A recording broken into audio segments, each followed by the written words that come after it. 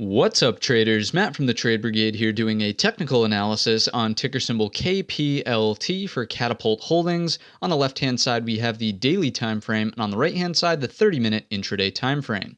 First things first, obviously this will be more of an update. We covered this one very recently, and the exact sort of trade we discussed kind of unfolded, right? We were talking about a breakout back up and over our $6.42 mark, simply the prior day's high, pressure cooker top also to start to fill the remainder of the gap here. Very technical spot where we turned around, right? From the daily perspective, the blue line on my charts is the 50 simple period moving average, and although it's very immature, only being in action for a couple of days here, a couple weeks even, it did act as resistance. So that is noteworthy that if tested again, you would expect the same thing, it to act as resistance. If we can continue to fill the gap overhead, obviously we would look for a break of today's high, Friday's high, to move to fill the gap up towards our $9.32 mark, remembering that this is the entirety of the gap, with our 811 being kind of the first major bump in the road from a structural standpoint as the gap started to fill. Just so happens the 50 SMA was more important, and that was the number. So taking a look at the 30-minute intraday time frame perspective through the lens of Fibonacci, as we always do,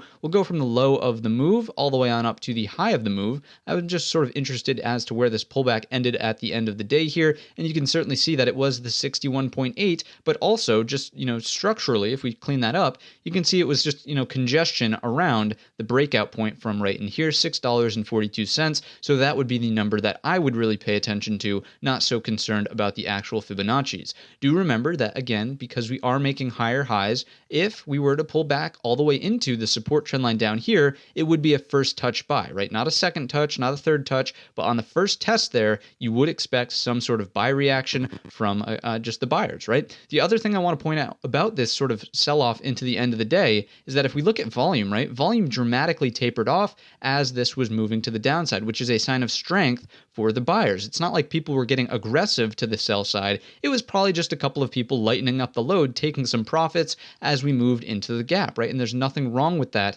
in order to keep an uptrend healthy and intact, right? Maybe they're going to buy back in at some point if the trade unfolds as we discussed, which of course is going to be like this. If we can take out the high of today, aka Friday actually, and here you're just looking for the gap to continue to fill. Obviously, the most bullish consolidation would be back above that 61.8. In this area, some sort of structure is put in, and then of course that leads to the breakout up and over $7.68. If we start getting candle closes underneath $6.42, and yes, I get it, in the after hours we are technically at 627, but if we get regular trading hours session closes below our 642, I would sort of look out below and either watch out for this breakout point from in here at $5.53, or the support trend line as we discussed, which will be a first touch buy with any sort of hammer candle, indecision doji that prints off of it. You're asking yourself the question, is this the end of the pullback? Can we flip long over the highs and get back into some of those overhead targets, which we've discussed in today's video?